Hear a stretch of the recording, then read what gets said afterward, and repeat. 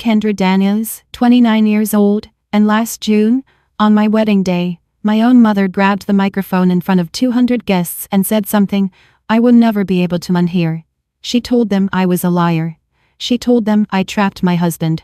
She said everything about me, everything they thought they knew, was a lie. 200 people went silent. My bouquet was still in my hand. My mascara wasn't even smudged yet. But inside, I was falling apart. What my mother didn't know was that my husband had spent 6 months quietly investigating her. And what he found, forged documents, stolen savings, recorded confessions, would shatter a decade of lies in under 5 minutes. 6 people walked out of that reception in tears. Not for my mother, for themselves. Because they realized they'd been her victims too. Before I tell you everything, please take a moment to like and subscribe. But only if the story truly speaks to you. And I'd love to know, where are you watching from right now, and what time is it there? Drop it in the comments. Now let me take you back 3 years. To the night I first realized something in my family was very, very wrong. I grew up believing I was bad with money, not because anyone showed me a spreadsheet or pointed to a bank statement, just because my mother said so, over and over. Since I was old enough to hold a dollar bill, Judith Hale controlled every cent that touched our household. Allowance? She held it. Birthday money from relatives? I'd put it somewhere safe for you, baby. Summer job paychecks at 16? Give them to me, you'll just waste it. And I believed her. I believed her the way you believe the sky is blue, without question, without proof, without even thinking to ask why. When I was 17, my grandfather Harold Morrow passed away. He was a retired carpenter. Quiet man. Smelled like cedar and black coffee. He used to call me Kendra girl and slip me $10 bills when mom wasn't looking. After his funeral, I asked my mother if grandpa had left anything for me or my sister Sloane. She didn't hesitate. Not even a blink. He'd barely left enough to cover the funeral costs, Kendra. He knew he wasn't a wealthy man. I never saw a will. I never asked again. At 22, I moved out. Rented a studio apartment the size of a parking spot, started freelancing as a graphic designer. I worked 12-hour days. I tracked every penny in a notebook, literally a paper notebook, because I was so afraid of my own spending. And still, every month my bank account made no sense. Money would appear, then vanish. Deposits I didn't recognize, withdrawals I couldn't explain. I'd call the bank, get transferred 3 times, then give up. I told myself what my mother had always told me. You're just not good with money, Kendra. I was 29 years old before I learned the truth. I wasn't bad with money. Someone was taking it. Here's how my mother operated. If I asked a question, any question about money, about decisions, about why things felt unfair, she didn't answer it. She cried, every single time. After everything I sacrificed as a single mother, you're accusing me? That sentence could end any conversation. It was her skeleton key. One turn, and every door slammed shut. My parents divorced when I was 8. Dad moved to Oregon. College shorter than stopped. Judith became the center of gravity in our house, and she liked it that way. She told the relatives I was difficult. She told her church friends I was ungrateful. She told our neighbor Mrs. Patterson that I once stole $40 from her purse. I was 11. I didn't steal anything, but Mrs. Patterson still looks at me sideways to this day. Meanwhile, my little sister Sloane got a different version of motherhood. Mom paid her college tuition, bought her a used Honda Civic for her 20th birthday, took her shopping for interview clothes when she started applying to grad schools. When I asked why I didn't get the same help, Judith had her answer ready. Sloane is responsible, you're not. I swallowed it, year after year. I swallowed it like medicine I thought I deserved. Then, about 3 months before I met Marcus, Sloane sent me a text. Late at night. Out of nowhere. Hey, did Mom ever mention Grandpa's trust to you? Something feels off with my tuition account. I stared at that message for a long time. My thumb hovered over the keyboard. I closed the app, set my phone down, went to bed. I wasn't ready. Not that. But 3 months later, I met someone who made me realize I'd been ready all along. I just needed someone to believe me first. I met Marcus Reed on a Tuesday. He was sitting in a corner booth at a cafe downtown, laptop open, papers spread across the table like a crime scene. I was there to meet a client who never showed up. I ordered a coffee, sat 2 booths away, and tried not to stare at the man who was frowning at a spreadsheet, like it personally offended him. He caught me looking, smiled, said, "Sorry about the mess, numbers don't like to behave." I laughed. He asked if I wanted to sit closer so he didn't have to shout. I did. That was it. No fireworks, no grand gesture. Just a man with kind eyes, and a very organized laptop bag. Marcus was 32, a forensic accountant at an independent auditing firm. His job, as he explained it over our 3rd date, was to follow money that doesn't want to be found. I thought that was interesting. I didn't think it would matter. As weeks turned into months, Marcus started noticing things about me that nobody else ever had. "You budget everything, Kendra. Every grocery run, every utility bill. You've got it mapped to the cent. So? So you keep telling me you're bad with money. That doesn't match." I shrugged. "Maybe I'm just compensating." He set his fork down, looked at me the way he looked at those spreadsheets, careful, patient, like the answer was there if he just kept reading. "You haven't bought yourself new shoes in 2 years. Your winter coat has a broken zipper. You eat rice 4 nights a week." He paused. "That's not bad with money, Kendra.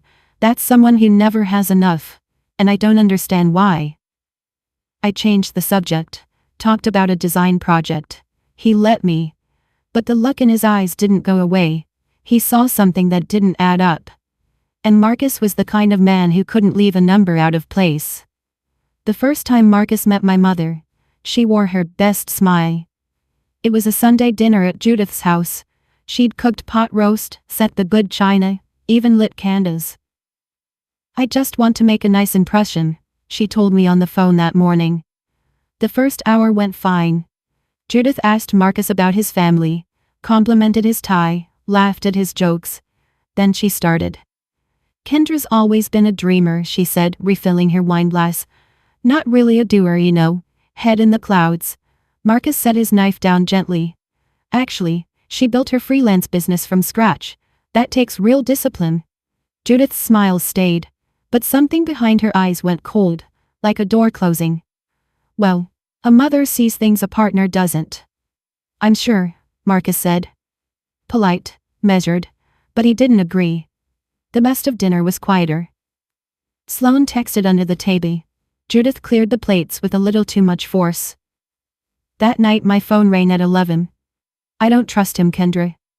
"Mom, he was perfectly nice to you." "He's after something." "He's not after anything.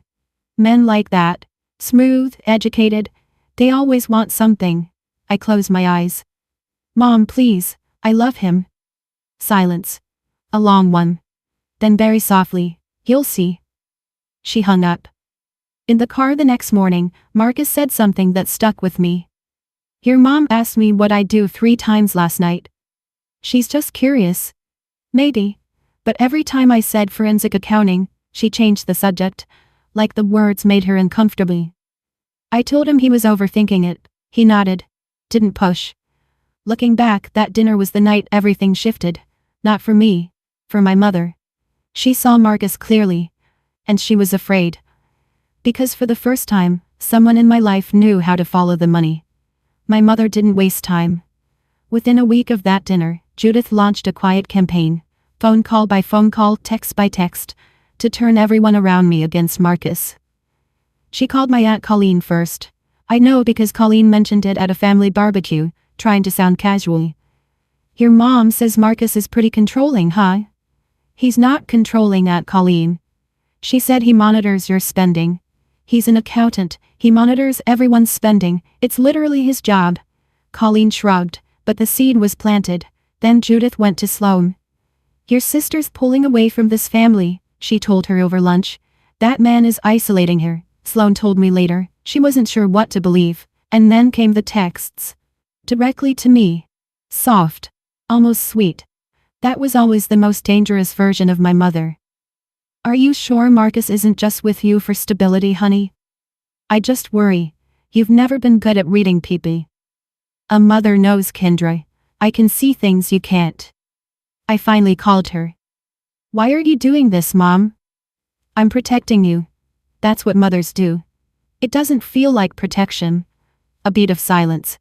That's because you've never known what's good for you. I sat on my kitchen floor after that call, held my knees, breathed. Part of me wanted to scream, part of me wanted to apologize, and that part scared me the most, because it meant her voice was still louder than mine inside my own head.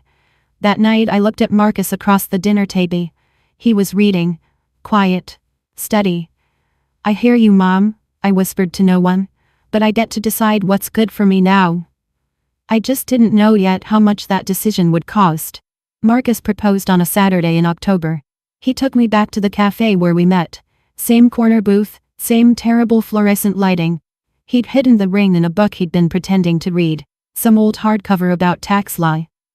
When he opened it to the hollowed-out center, I laughed so hard I cried. Is that a yes? He asked. It's a yes. He slid the ring on my finger, and for about 45 seconds, the world was perfect. Then I called my mother. Mom, Marcus proposed. I said yes. Silence. 10 full seconds, I counted. I hope you know what you're doing. No congratulations, no squeal, no, oh honey, I'm so happy for you. Just that. Cold, measured, like a warning. I hung up and told myself it was just shock. She'd come around.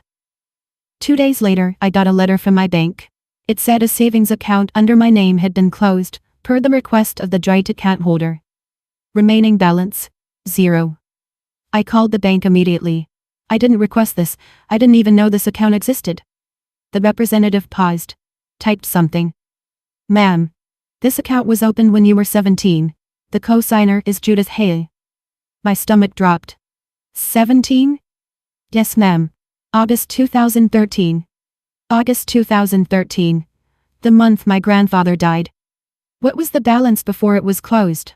More typing.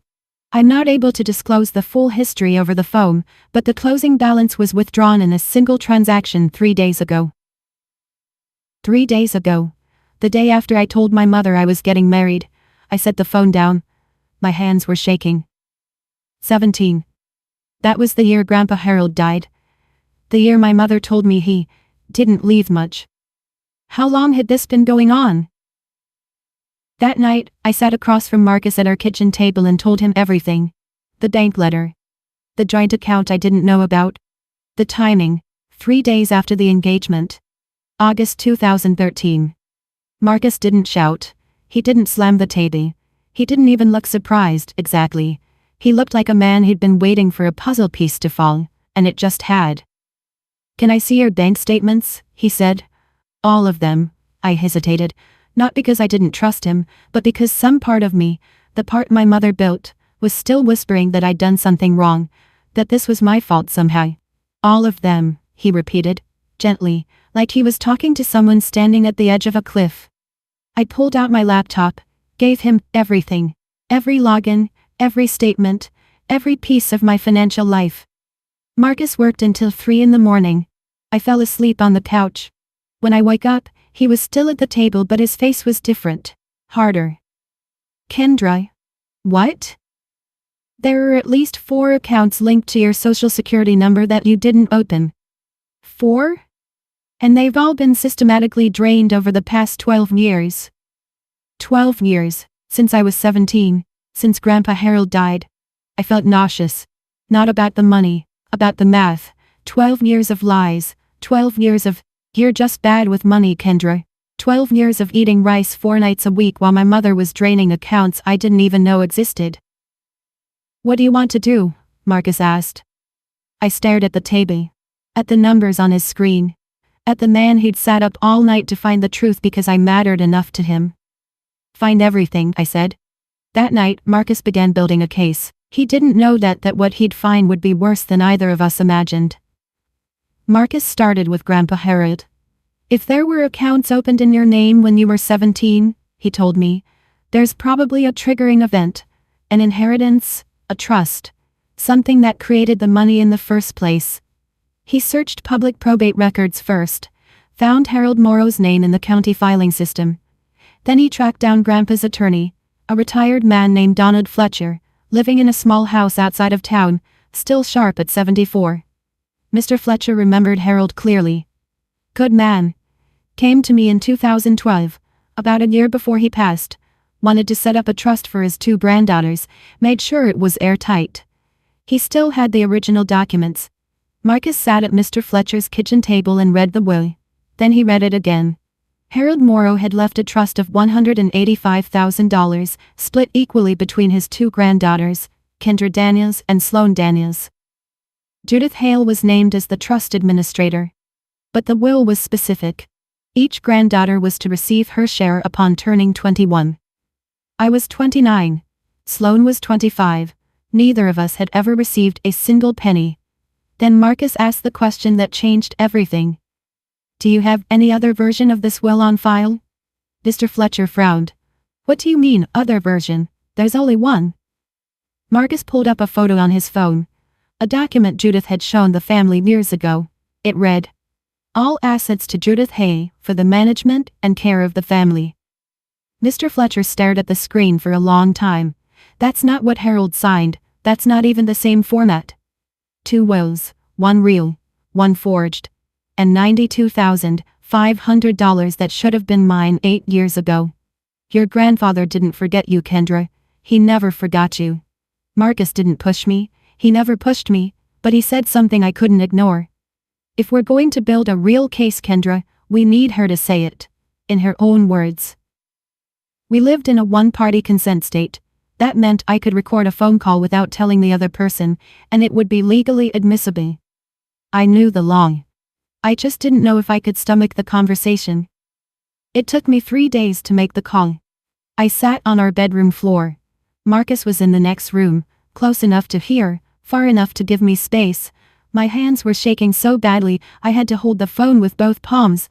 I pressed call. She picked up on the second ring. Mom, did Grandpa leave anything for me and Sloane? She answered fast. Too fast. I already told you, he barely left enough to cover funeral costs. But someone mentioned there might have been a trust. Who told you that? Her voice sharpened.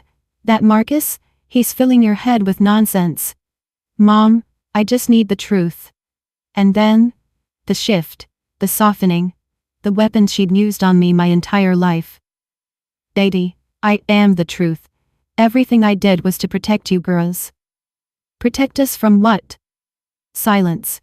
I could hear her breathing. Then, from making the same mistakes I made. Your grandfather's money would have ruined you. I nearly dropped the phone. She said it. She actually said it. Not that the money didn't exist. That it would have ruined me. She'd just confirmed everything. The trust was real. The money was real. And she'd taken it. I ended the call. Set the phone on the carpet. Marcus appeared in the doorway. He didn't say anything. Just sat down beside me. She said it would have ruined me. She spent it on herself. And she recorded her own confession without knowing it. The wedding was 2 months out. Marcus and I made a decision together. We wouldn't act yet. Not until the case was airtight. He sent copies of everything, the original will, the forged version, the bank records, the recording, to a lawyer and to a secure cloud backup. The evidence lived on his phone, on 2 hard drives, and in a locked folder at the attorney's office. If anything ever goes sideways, Marcus said, we're covered from every angle. I nodded. Tried to focus on the wedding. The venue, the flowers, the guest list, 200 people, family, friends, co-workers, and Judith. That's when something strange happened. My mother, who had spent weeks trying to torpedo my relationship, suddenly became helpful. She called me with caterer recommendations, offered to handle the seating chart, asked about the centerpieces. She was warm, engaged, almost excited. I just want your day to be perfect, baby, she said. I should have been suspicious. But there's a part of every daughter, no matter how much she's been hurt, that wants to believe her mother is capable of love without conditions. I let her in. She asked for one thing, a speaking slot at the reception. A mother's toast to her daughter, she called it. I said yes. Sloane called me that same week. Her voice was low. Mom's been on the phone constantly. She's been talking to Uncle Greg. She sounds angry. About what? I don't know, but it doesn't feel right. I asked Marcus that night. Should we be worried? He looked at me across the kitchen counter, calm as always, but there was something behind his eyes I hadn't seen before. Readiness. We should be prepared. I gave my mother the microphone. I gave the wolf the keys to the henhouse. And I had no idea what she was planning to do with them. So at this point, I had evidence my mother forged my grandfather's will, drained my accounts, and lied to me for over a decade. And now she wanted to give a toast at my wedding. If you were me, would you have let her speak? Drop a 1 in the comments if you'd say yes, or a 2 if you'd have cut her off right there. I really want to know what you'd do. Now, let me tell you what happened next. The day was perfect. That's the part that makes it worse. June 14th, an outdoor garden estate 20 minutes outside the city. White canopy, fairy lights strung between old oak trees, round tables draped in linen, pale blue hydrangeas in glass vases. The kind of venue I'd pinned to a vision board 5 years ago and never thought I'd actually stand inside. 200 guests filled the chairs for the ceremony. Marcus's parents, his older brother, college friends, co-workers, neighbors. And on my side, Aunt Colleen, Uncle Greg, cousins, a few friends from high school, Grandpa Harold's old fishing buddy Ray, and Sloan, sitting in the front row in his sage green dress, already crying before the music started. I walked down the aisle alone. No one to give me away. I decided that months ago. If I was walking into a new life, I was walking in on my own feet. Marcus was waiting at the end, standing under an arch of white roses. His eyes were red before I reached him. We said our vows, simply, short, real. He held my hands the whole time. I choose you, he said. Today, tomorrow, when it's easy, when it's not. We exchanged rings, we kissed. Everyone stood and clapped, and I thought, maybe I was wrong. Maybe today would just be a wedding. A beautiful, ordinary, perfect wedding. The reception began. Dinner was served. People laughed, clinked glasses, danced. Golden hour light poured through the trees. And at the family table, my mother sat in a dark crimson dress, richer, bolder, louder than anything else in the room. She looked beautiful. She always did. Her hair was done, her lipstick was fresh. She smiled at everyone he passed. But her eyes, if you knew where to look, were ice cold. For 3 hours, I let myself believe this was just a wedding. Just a beautiful, normal wedding. The MC tapped his glass just after 8 o'clock. Ladies and gentlemen, we have a very special toast this evening. Please welcome the mother of the bride, Judith Hale. Applause, warm, polite. A few ahs from the older guests. This was supposed to be the tender part of the night. The part where the mother tells a story about her little girl, and everyone reaches for their napkins. Judith stood, smoothed her crimson dress, took the microphone from the MC with a practiced smile. She stepped up to the small podium near the dance floor. The projector screen behind her, the one we'd set up for a photo slideshow later, was dark. The fairy lights glowed above her head. Thank you all for being here tonight, she said. Her voice was steady, warm, confident. She looked out at the crowd, then down at me. I want to talk about my daughter. I smiled. Squeezed Marcus's hand under the table. Kendra was the sweetest little girl, always drawing, always dreaming. A few guests nodded. Someone said, "Aw." She had this way of looking at the world like it owed her something beautifully. People chuckled softly. I felt my shoulders relax. Maybe I'd been wrong. Maybe this was just a toast. Then her voice shifted. Just slightly, a half tone lower, slower. But there are things about my daughter that none of you know. The chuckles stopped. I sat up straighter. Beside me, Marcus's hand tightened around mine.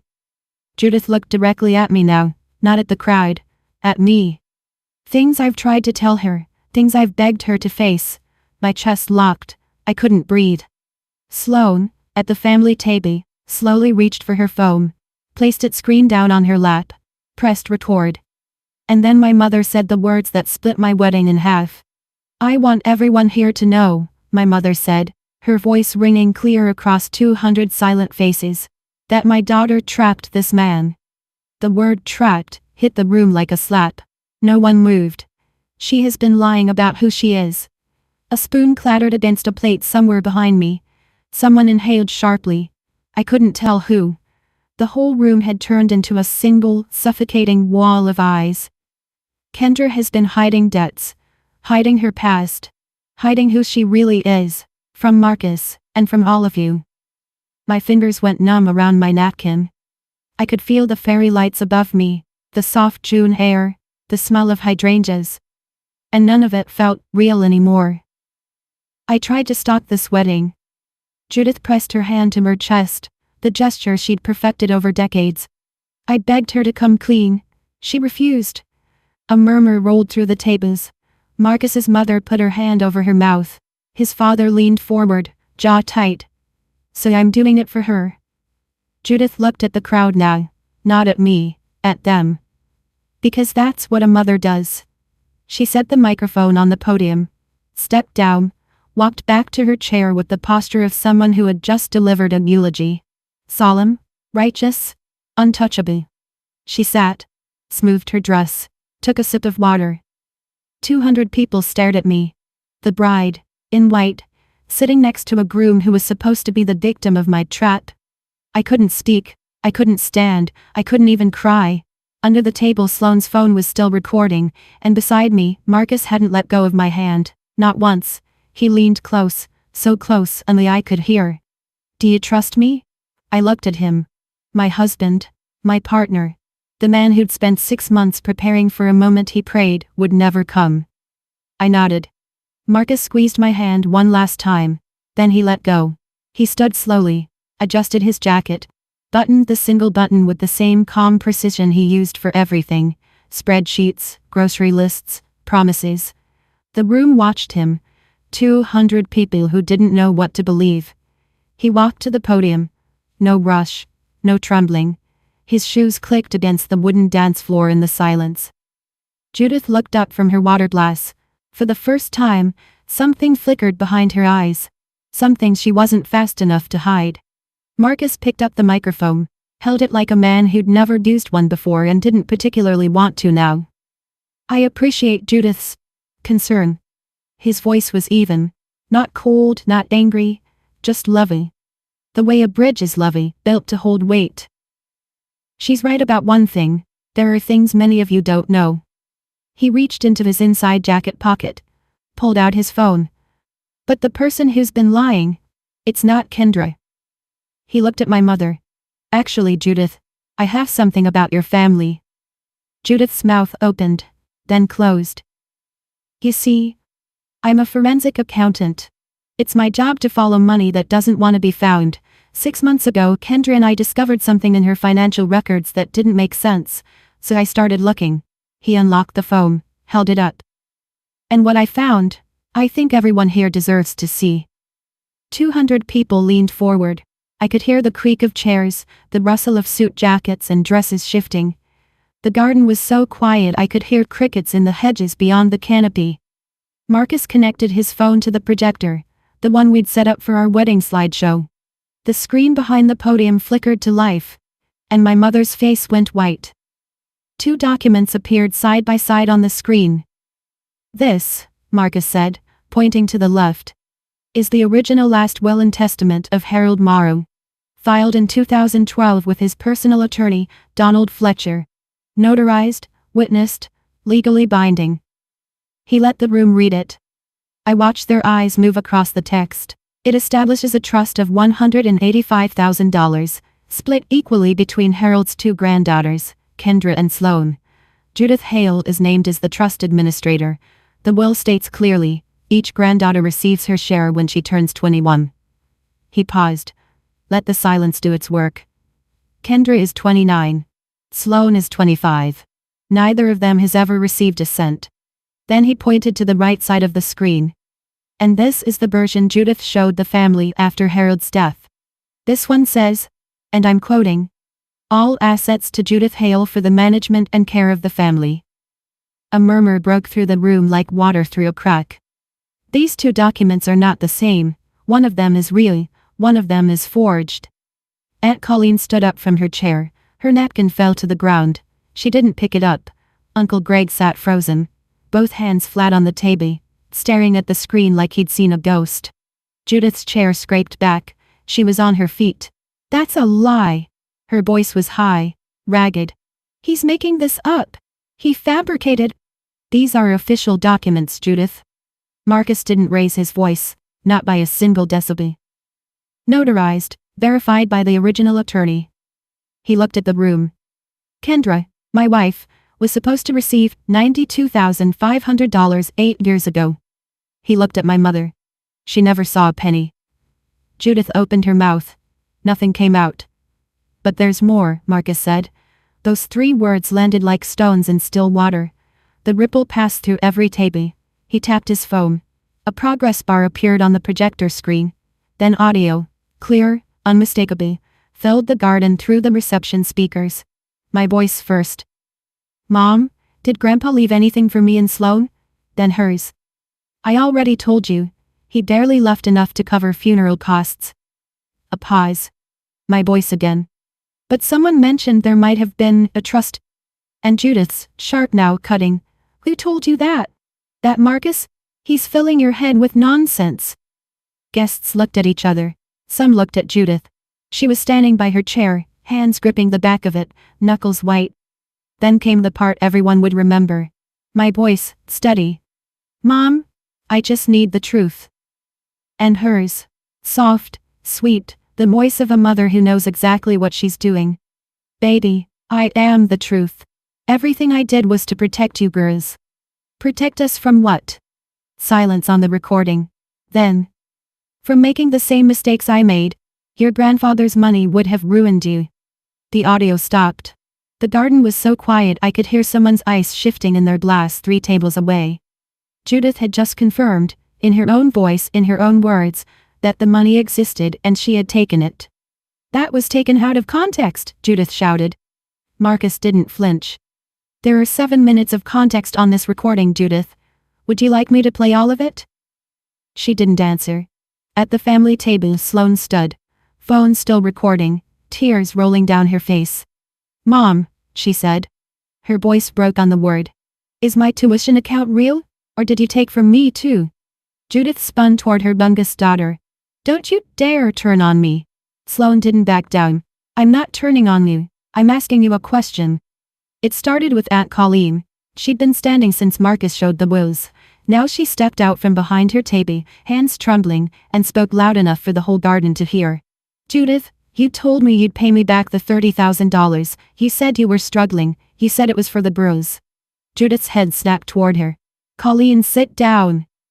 I took out a second mortgage for you, Colleen's voice cracked.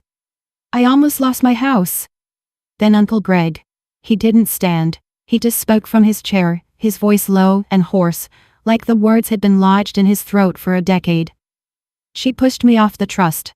Said Dad wanted it that way, that he didn't trust me to handle the money. He shook his head slowly. I believed her for 11 years. Cousin Robert, 2 tables back. She borrowed my car in 2019, said she needed it for 2 weeks, told me it was totaled in a parking lot. I never even filed a claim because she cried so hard. One by one, like dominoes.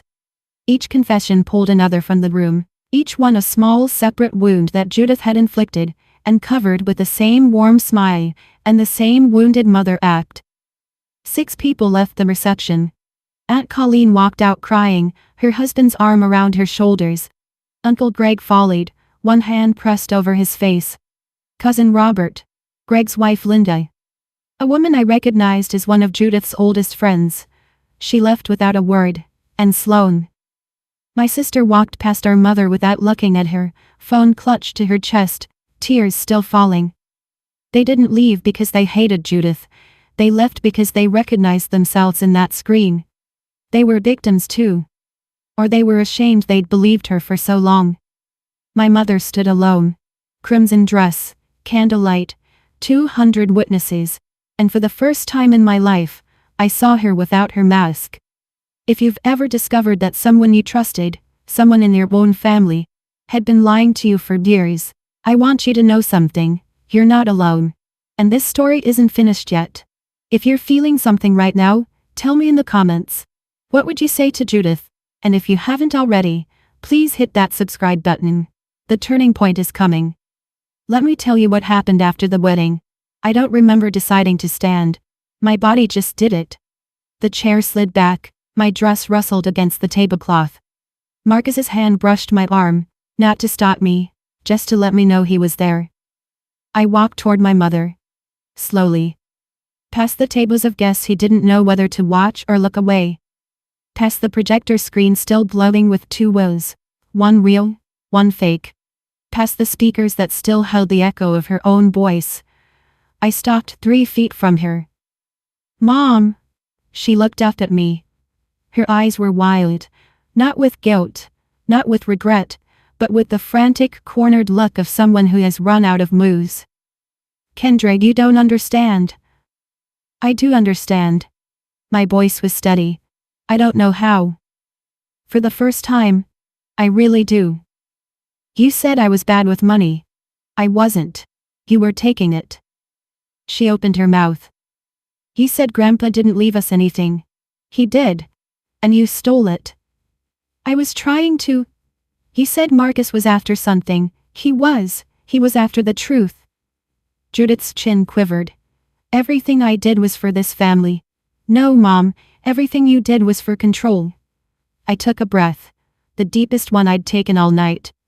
"I'm not going to scream at you. I'm not going to make a scene. I'm going to do something you never expected." She stared at me. "I'm going to walk away, and I'm going to let the truth speak for itself." I turned around, walked back to my table, sat down next to my husband, picked up my glass of water and took a sip. My hands didn't shake. "You raised me to be quiet," I said, not turning around. Loud enough for the room to hear. "You didn't raise me to be stupid." No one applauded. No one needed to. The silence said everything. The week after the wedding, Marcus and I sat in a law office on the 4th floor of a building downtown. The attorney's name was Patricia Sinclair. Silver hair, reading glasses on a chain around her neck. 22 years specializing in estate fraud and financial exploitation. She didn't do small talk. She opened the folder Marcus had prepared, put on her glasses, and started reading. We sat in silence for 11 minutes. I counted the ticks on the wall clock, then she closed the folder. "You have a very strong case," Marcus nodded. "We know. The forged will alone could be grounds for criminal referral. Combined with the bank records, the unauthorized accounts, and the recorded admission, this is textbook financial exploitation." She looked at me. "What outcome are you hoping for?" I'd thought about that question for weeks. Revenge? No. Prison? No. I just wanted what was mine, and I wanted it to stop. I want the money returned, mine and my sister's, and I want her removed from any legal authority over our finances, permanently. Patricia nodded. "We'll file a civil suit for recovery of the misappropriated trust funds. I'd also recommend filing a report with Adult Protective Services regarding the financial exploitation." I flinched at the word exploitation. It felt too big, too clinically. But Marcus put his hand on my knee under the desk, and I understood. It was the right word. It had always been the right word. "We're not pressing criminal charges right now," Marcus said. "We're giving her the chance to make this right through the civil process." Patricia raised an eyebrow. "That's generous." I looked at the folder. At 12 years of lies, pressed flat between manila covers. "This isn't revenge," I said. "This is accountability." Patricia almost smiled. Almost.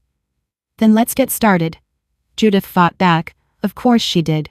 Within 10 days she'd hired her own attorney. A younger man with a shiny briefcase who clearly hadn't read the full file yet. Through him, Judith issued a statement calling Kendra and Sloan ungrateful children, attempting to commit elder abuse against a devoted single mother. It lasted about 72 hours. Her attorney reviewed Marcus's evidence package, the original will, the forged version, the bank records, the recorded phone call, the forensic accounting report. 3 days later, he called Judith into his office and told her what Patricia Sinclair had already told us. "Mrs. Hale, I strongly recommend he study." Judith refused, fired him, tried to find another attorney. 2 declined after reviewing the case. Then the phone calls started. She called Aunt Colleen. Colleen didn't pick up. She called Uncle Greg. He answered once. "You need help, Judith, real help, not from me, from a professional." He hung up. She called Sloan 3 times. On the 4th, Sloan answered. "Mom, I love you, but I can't keep pretending everything is fine when it isn't. Sloan, please, you're all I have left. Then start by telling the truth, Mom, not your version, the actual truth. Judith hung up. I didn't hear any of these calls firsthand. Sloan told me about them later, over coffee, her hands wrapped around the mug like she was trying to hold herself together. What I did hear, from Marcus, who heard it from Patricia, was that Judith spent that first week alone in the house she'd bought with money that wasn't hers. She sat in the living room and looked at old photos. 4 people in a frame, her, me, Sloan, and Grandpa Harold at a 4th of July picnic. I don't know if she cried out of guilt or out of loss, but I know this. The people she'd lost weren't in the photo. They were the ones she'd driven away. The civil case took 4 months. It felt like 4 years. Patricia Sinclair was methodical. She filed the recovery suit, submitted Marcus's forensic accounting report, and presented the forged will, alongside the authenticated original. The judge reviewed everything. Judith's third attorney, a court-appointed one after she'd burned through her savings trying to fight, didn't contest the evidence. He couldn't. There was nothing to contest. The ruling was straightforward. Judith Hale was ordered to return the full trust amount of $185,000, plus accrued interest, totaling approximately $214,000, to be divided equally between Kendra and Sloan Daniels. To pay, Judith had to sell the house she'd purchased 6 years ago, the house with the new kitchen, the paved driveway, the backyard she'd hosted Easter brunches in, the house that cost $280,000 and was paid for, in large part, with money stolen from her own daughters and her own father's dying wishes. It sold in 31 days. After the trust repayment and legal fees, Judith moved into a 1-bedroom apartment on the east side of town. No backyard, no driveway, no Easter brunches. Aunt Colleen filed a separate civil claim for the $30,000 Judith had borrowed and never returned. She won. The money came out of the remaining sale proceeds. Uncle Greg requested a formal audit of the trust's historical transactions. An additional $15,000 in unauthorized withdrawals was uncovered and added to the judgment. Judith was permanently removed from any fiduciary role involving family assets. And the church, Hillcrest Community Church, where Judith had served on the Women's Ministry Board for 9 years, quietly asked her to step back for a season. Nobody used the word expelled. They didn't have to. The numbers didn't lie. And this time, neither did the court. Sloan never posted the video online. She told me she thought about it, once, late at night, when she was angry enough to want the whole world to see. But she didn't. Instead, she sent it privately. Uncle Greg, Aunt Colleen, Cousin Robert, a handful of family members who'd spent years hearing Judith's version of everything and never questioned it. The video made its way through the family like a quiet earthquake. No one shared it publicly, but everyone who watched it came away changed. The calls started coming in. Not to Judith, but to me. Cousin Robert was first. "I'm sorry, Kendra. I believed her. I should have asked you." Then Aunt Colleen's husband, Frank. "We had no idea. None of us did." Then a letter. Handwritten. On cream stationery, in shaking cursive. It was from Aunt Dorothy. Grandpa Harold's sister. 78 years old. Living alone in a small house 2 states away. She wrote, "Dear Kendra, I just learned what my niece did to you and your sister. Harold would be so proud of you, sweetheart. He always said you had the strongest heart in the family. Don't you ever let anyone make you doubt that. Love, Aunt Dorothy." I read that letter at the kitchen table and cried so hard Marcus had to bring me tissues from the other room. Not because of the money, because someone who'd known my grandfather, who remembered him, saw me the way he did. But Aunt Dorothy's letter came with something else. A piece of information I hadn't expected. "Your grandfather wrote you a letter before he passed," she wrote at the bottom. "He gave it to Judith to deliver. Did you ever receive it?" I hadn't. I never knew it existed. Marcus found it 3 weeks later, in a box in Judith's old house, discovered during the estate sale. Sealed. Undelivered. 12 years in a box. My grandfather's last words to me, stolen along with everything else. I opened Grandpa Harold's letter alone. Marcus offered to sit with me. I told him I needed 5 minutes. He kissed my forehead and closed the bedroom door behind him. The envelope was delayed. My name was written on the front in Grandpa's handwriting. Blocky, slanted, the penmanship of a man who'd spent 50 years holding a carpenter's pencil instead of a pen. Inside, one page, lined notebook paper. Kendra girl, you've got more heart than anyone I know. Don't let anyone tell you different. I set something aside for you and Sloan so you'd both have a good start. Your mama will take care of it until you're ready. I love you, sweetheart. Don't ever forget that. Grandpa H. I held that letter against my chest for a long time. 2 days later, I met Sloan at the cafe where I'd first met Marcus, same corner booth. She was already there when I arrived, both hands wrapped around a coffee she hadn't touched. I'm sorry I didn't see it sooner, she said. You were surviving too, Sloan. She told me you were jealous of me. That's why you were always distant. She told me you didn't want me around. We stared at each other. Two sisters who'd grown up in the same house, under the same roof, with the same mother, and had been kept apart by design. She played us against each other, Sloan said quietly. The whole time. I know. Marcus called me, before the wedding, to personally invite me. Mom had told me he didn't want me there. I closed my eyes. Even now, months later, the layers kept unfolding. I want us to be real sisters, Sloan said, not whatever she made us. I reached across the table and took her hand. We already are. We sat there for an hour. We didn't solve everything, but we started, and starting was enough. 3 months after the wedding, a letter arrived. Judith's handwriting on the envelope, no return address. But I recognized the slant, the sharp J, the looping K of my name. I opened it at the kitchen table. Marcus was at work. I was alone, which felt right. It was short, 4 sentences. Kendra, you have destroyed this family. I hope you're proud of what you and that man have done. I will never forgive you. No apology, no acknowledgement, no truth. Just Judith, still rewriting the story, still casting herself as the victim, still refusing to look in the mirror. I sat with that letter for an hour. I let myself feel everything. The anger, the grief, the exhaustion, and underneath all of it, the small, stubborn sadness of a daughter who still wished her mother was different. Then I wrote back, Mom, I didn't destroy this family. The lie's dead. I don't hate you. I probably never will. But I will not let you hurt me again. If you ever want to have a relationship with me, it starts with honesty. Real honesty. Not the kind where you rewrite the story to make yourself the hero. Until then, I need space, and I need you to respect that. I sealed it, stamped it, walked it to the mailbox. I didn't wait for a response.